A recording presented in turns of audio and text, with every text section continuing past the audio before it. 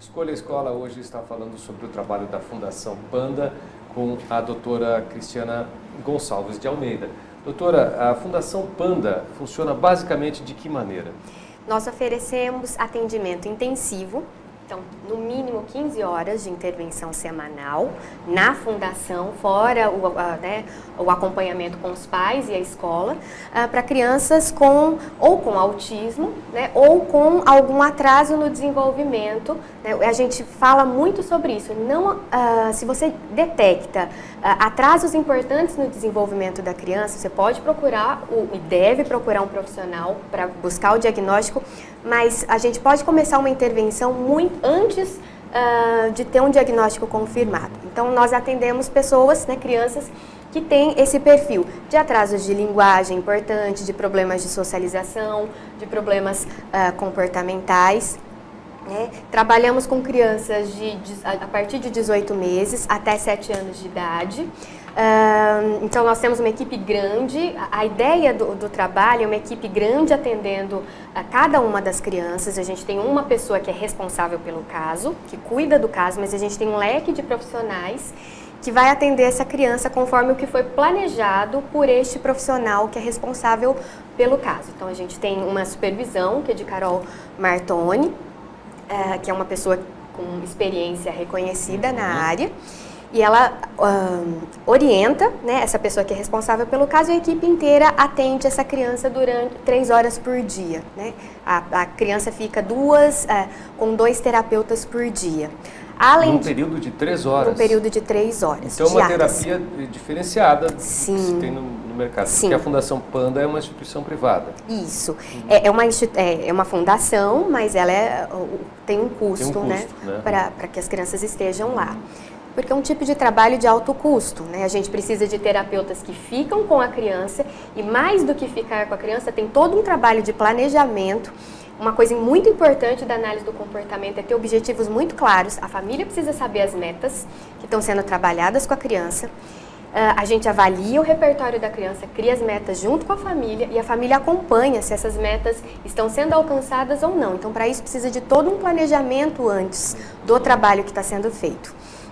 Além disso, a família também pode optar por uma vez na semana, ao invés da gente da criança ir até a fundação, um profissional vai até a casa. E isso eu acho fantástico, porque aí, nessa situação, os pais podem aprender uma série de coisas importantes em relação ao manejo, tanto de problemas de comportamento, como ensinar. Há muitos pais que têm dificuldades, né? Porque a criança, ela muitas vezes não responde da forma típica, esperada, como a maioria das pessoas. Doutora, a Fundação, ela também trabalha com formação de profissionais? Sim. Então, nós oferecemos cursos para profissionais de saúde, de educação. Nós temos uma série de temas. A gente vai lançar agora novos temas para 2019. O que já está lançado, né, e está aberto, é um curso sobre acompanhamento escolar para crianças com autismo. É muito importante que as pessoas sejam instrumentalizadas, mais do que uma formação generalista, que as pessoas saibam trabalhar, né, e a gente tem tentado fazer parte dessa formação. Né? Então, essa é também uma parte importante do nosso trabalho. Certo. E também pesquisa. Doutora, já acompanharam algum caso assim de que a criança tinha uma dificuldade de aprendizagem e a suspeita era de autismo, mas chegou num diagnóstico, é apenas uma dificuldade e a gente consegue trabalhar isso, não chega a ser diagnosticado como um autismo? Sim, o autismo é uma fotografia, né? A criança tem essas características, conforme eu falei. A gente vai fazer a intervenção. Né? Há crianças que respondem muito bem, né? Aí vai ter toda uma discussão em relação aos pesquisadores, aos médicos, até que ponto o diagnóstico foi errado, até que ponto a criança tinha ou não autismo, até que ponto ela saiu do espectro. Para nós, o nome autismo em si, né, não é importante. É importante a intervenção em cima das dificuldades que a criança tem. Sim, mas e para os pais? Os pais têm assim, uma dificuldade de receber o diagnóstico de autismo? Então, é muito diverso. Tem pais que percebem que a criança tem dificuldades importantes, que a criança não responde da mesma forma e vão buscar tratamento até achar o diagnóstico e falar, agora eu entendi, agora eu sei o que está acontecendo. Então, tem pais que buscam o atendimento. Soa até como um alívio? Soa como um alívio. Eu já vi pais que A pessoa falam, fala, finalmente, agora eu sei, eu quero um diagnóstico. exatamente, agora eu sei o que ele tem. Há pais que claramente, aí do outro lado, né, claramente a criança tem dificuldades importantes, a gente tenta com um jeitinho, porque a gente sabe que não é uma coisa fácil, tenta chegar perto, mostrar para ele que assim, seria necessário uma intervenção mais intensiva e os pais negam, né? Negativa. Uhum. Ó, a Fabiana desculpa, a Josiana, né? Ela fez um comentário, uma criança autista que eu admiro demais, a forma como é criado, é o filho do Marcos Mion, né? Nosso colega da Record, né, Pasquim?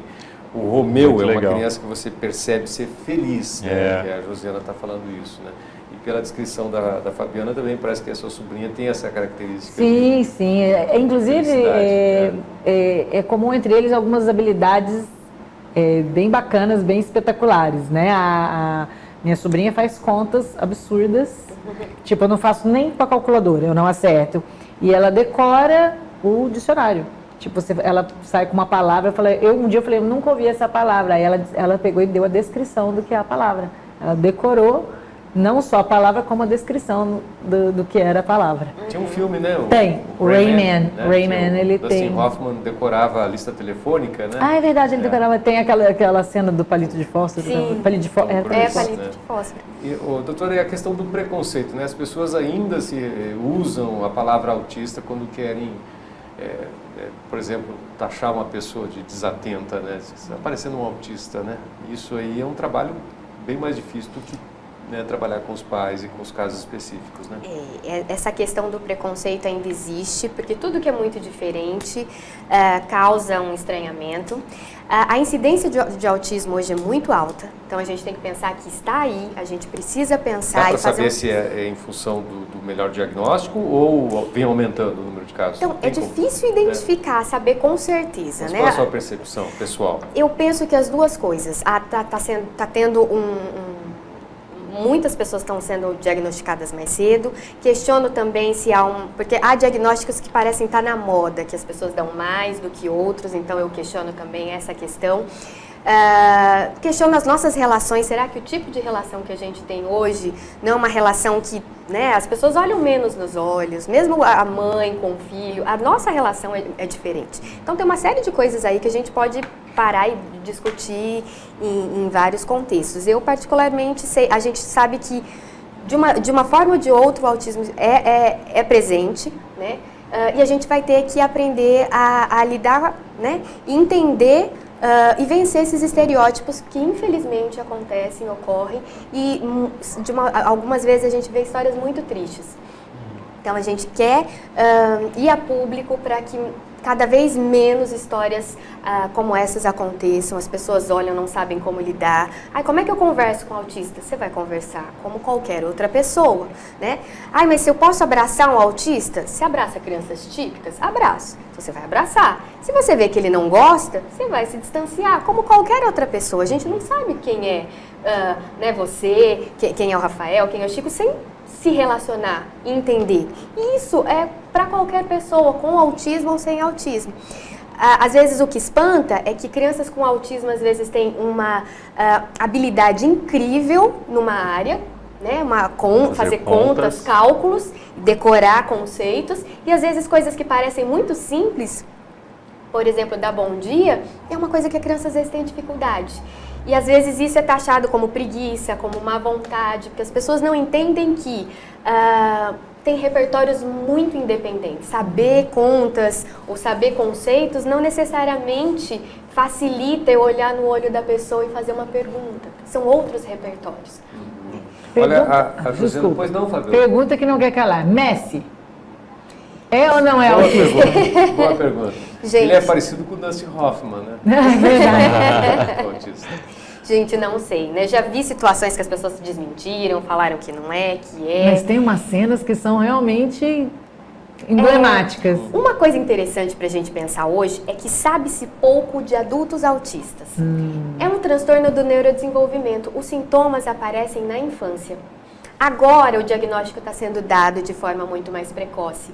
Então, não sei se o Messi é ou não, mas o que eu sei é que muitas pessoas, provavelmente, elas entrariam dentro, né, do quadro diagnóstico do autismo, mas não entraram, porque a família não levou, não procurou, e hoje a gente tem pessoas aí de 30, 40 anos, diferentes, e a gente Imagino não que sabe. se o Messi realmente for autista e ele assumisse isso, seria um belo Já ia entrar exemplo, nesse Seria um quesito, exemplo porque fantástico, ele né, pode de sucesso, simbolizar né? o sucesso para muita gente que está aí nessa do preconceito. E fala, poxa, se o Messi assumiu aí que ele teve esse diagnóstico, ia ser muito motivador de repente, né?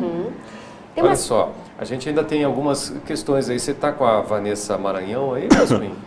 Tenho. Você está com a Josiana aí também? Tô. Que tem duas perguntas bem interessantes Aliás, aí. obrigado pela participação de vocês aí, que Legal. está ajudando demais a nossa conversa aqui. Vou seguir aqui a sequência. Pois não, Pasquim. Vou começar aqui. A Josiana que está participando aqui com a gente, ela disse assim, ó, como explicar a outras crianças o que é um amiguinho autista?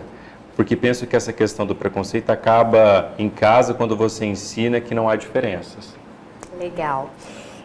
Na verdade, acho que a gente tem que pensar na diversidade toda, não só num amiguinho autista. Tem um amiguinho autista, tem um amiguinho cadeirante, tem um amiguinho com deficiência visual, tem um amiguinho que anda torto, tem um amiguinho que é mais gordinho, tem um amiguinho que é mais magro, que usa óculos. Então, mais do que pensar numa educação relacionada a explicar o autismo em si, a gente pode explicar, mas dentro de um conjunto de diferenças. O que eu tenho visto, e tem sido muito Doutora, legal... parece que a inclusão é fundamental para isso, né? Porque se as crianças estão convivendo com crianças diferentes, não precisa explicar para a criança, né? Então, e eu tenho visto coisas assim, apaixonantes, de crianças que lidam com tudo isso com uma naturalidade que a gente fala, tenho que aprender com essa criança. Né? De fazer comentário, porque um é diferente mesmo, e conversar com o outro, não cuidar quando precisa. Às vezes tem crianças que acolhem de uma forma até que a gente tem que falar, ó, não cuida demais, deixa a criança seguir. Né? Então a gente vê casos muito legais de crianças muito pequenininhas, coisa de 3 anos, que às vezes acolhem maravilhosamente a criança com autismo, né? Mas isso faz parte de todo um trabalho, né, que eu acho que tem que ser além do autismo. A gente pode falar sobre autismo, mas a gente pode falar que as pessoas são diferentes. E Minha cunhada chegou aqui, ó, coincidentemente, já está falando aqui que a intervenção utilizada no tratamento da menina dela foi ABA. E está dizendo que o resultado é espetacular. Que bom, obrigado. Como é o nome dela, Fabiola? Daniele. Daniele, um abraço, obrigado pela Que participação legal. aqui. A Fabiola está relatando aí casos interessantíssimos aí da sua filha. Muito obrigado. Pasquim, tem a Vanessa aí, né? Vamos responder a Vanessa aqui. A Vanessa Maranhão está dizendo o seguinte, quanto à intervenção dos pais, quais as melhores formas dos pais se aproximarem dos filhos autistas? Quais as melhores formas de brincar e de ensinar? Tem uma série de coisas que a gente tem que pensar. Umas vezes as crianças autistas têm problemas de comportamento específicos e aí não tem uma receita de bolo, a gente vai ter que entender a função. Chorar, a gente pode chorar porque bateu o dedão do pé em algum lugar, a gente pode chorar, uma criança às vezes autista pode chorar porque, né, no passado quando ela chorava ela ganhava atenção, então claramente aí a função é a atenção. Ela pode chorar porque ela quer alguma coisa. E aí a gente tenta instrumentalizar os pais em relação a tentar identificar qual a função desse comportamento para poder pensar em como agir. Então, a princípio, a gente não tem uma receita de bolo, mas a gente tem que aprender a olhar para a criança. Isso pensando nessas dificuldades de comportamento. Há algumas dicas que eu sempre falo para os pais em relação a oferecer sempre vários brinquedos. Às vezes é muito frustrante para os pais, porque às vezes a criança não sabe brincar. Você compra 1000 coisas e a criança simplesmente não liga, né? Eu falo, guarda o brinquedo e oferece de novo de uma outra vez, porque às vezes daqui 2, 3 meses é uma outra criança. Né? Há algumas coisas que aí os pais vão precisar, né, necessariamente de um acompanhamento de um profissional para a gente poder entender né, como maximizar e criar ambientes que possibilitem que a criança aprenda as habilidades que ela não tem. né? Buscar um contato visual mais próximo, atentar para o que ela quer e tentar partir do interesse da criança, né? Tem uma série de coisas que a gente pode pensar, porque às vezes a gente vê vídeos dos pais brincando e o pai está querendo aquele brinquedo, mas a criança está brincando com a camiseta. Tudo bem, a gente vai colocar a camiseta. Um botãozinho. Então, exatamente, Né? a gente tem que olhar para o interesse da criança. Doutora, a gente está se encaminhando aqui para o final do nosso programa do Escolha Escola. Gostaria de agradecer a participação de todo mundo. Tem a Lisete Reck, que entrou agora aqui, está mandando boa noite, gostou do tema. O Estevam Porto também. Interessante o tema, parabéns, obrigado por todo mundo que está mandando mensagens. Mas é importante a gente dar o serviço aí da Fundação Panda, né? Como é que as pessoas podem ter acesso, podem entrar em contato? Ok, vocês podem entrar pelo site www.fundaçãopanda.com.br. Panda é como escreve mesmo Isso. o nome do bichinho, Panda. né? Panda, né? Até Exatamente. o símbolo é É o um bichinho, é um pandinha. pandinha. Isso né? A mesmo. sigla tenta usar as letras ali, mas não dá bem. Programa de Apoio ao de Desenvolvimento e Desenvolvimento Aprendizagem. e aprendizagem. Então- Mas é que fica mais simpático o Panda, né? Pra dar Põe um Panda N no fofinho. meio ali, né? Então é o panda.com.br. Isso, e aí podem, né, ligar, eu preciso ver o telefone, daqui a pouco a gente passa para vocês, mas a gente aceita a visita sem custo nenhum, vão visitar, Sede em Ribeirão conheçam, nós só temos, né, a Fundação Panda aqui em Ribeirão Preto, a gente vai atender de braços abertos profissionais de educação, da saúde, pais que queiram conhecer, né, mesmo pais de, às vezes, autistas, pessoas com autismo mais velhos, né, ou enfim, todos os pais, as pessoas que quiserem nos procurar, nós estamos abertos. Que bacana. Quem tiver sugestões de novos cursos, se a gente não tiver o conhecimento, a gente também pode buscar outros profissionais para a gente fazer cursos aqui em Ribeirão, que a gente precisa de um trabalho de qualidade. Ó, foi muito Legal. interessante a entrevista, doutora. Foi muito bacana a gente Nossa. poder discutir um tema tão instigante como esse, né, Fabiola? A Fabiola hoje ajudou sobremaneira aí a nosso programa. É porque é um tema que a gente vive, né? Aí fica mais fácil da gente palpitar. Fala umas abobrinhas de vez em quando, porque a pessoa acaba procurando muito auxílio no Google, né? É impressionante. Google. A pessoa, em vez de procurar um médico, procurar um especialista, vai pro Google, né? Aí, de vez em quando sai umas abobrinhas, mas é legal ter uma pessoa especialista aqui conversando com a gente. Obrigado, Fabiola. Obrigado Eu estou pelas feliz de dicas, estar aqui mais uma pelas vez. dicas. Obrigado demais. Obrigado, Pascuim. Até mais, Chico. Obrigado, doutora. A gente Boa fica noite, por aqui, Fabiola. agradecendo Boa noite. mais uma vez a doutora Eu agradeço Cristiana muito. Almeida, da Fundação Panda. O Escolha Escola fica por aqui, agradecendo a agência RGB, que faz o nosso marketing digital, e também o Estúdio M Filmes, do nosso amigo Milton Martins. Até a semana que vem, no nosso último programa do ano, a gente vai se despedindo por aqui. Um grande abraço para todo mundo. Até lá.